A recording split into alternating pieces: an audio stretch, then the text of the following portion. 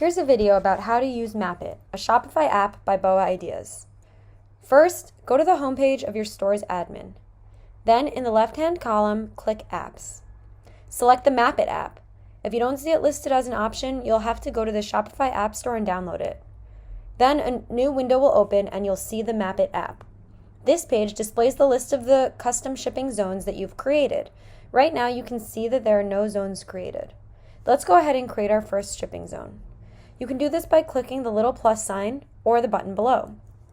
First, name your zone. If you'd like, you can add a description with more detail. Then comes the fun part. Draw your desired shipping zone directly on this map. Start by zooming into the area you want. You can do this by pinching your fingers on a trackpad or using the plus and minus buttons on the map. To move the map, click and hold while moving your mouse. Once you've narrowed in on the area you're looking for, just click your mouse to drop pins that will make up the border of your zone. To close the zone, your last click should be on the very first pin. You'll know your zone was successfully closed when it turns a dark gray.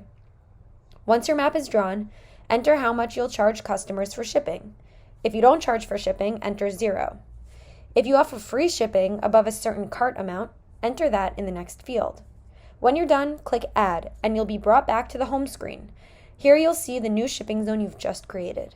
You can create as many zones as you'd like. Click the little pencil to edit a zone and the little trash can to delete the zone. Next, let's take a look at what a customer will see during checkout.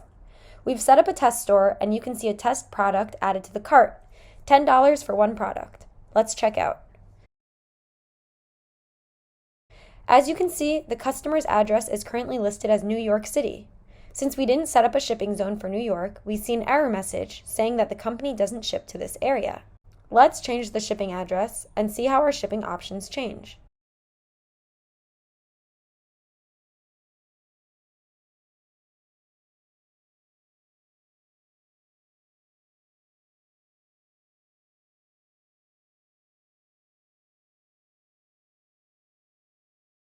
I've updated the shipping address to an Israeli address, and as you can see, we now have the shipping option that we set up just a minute ago.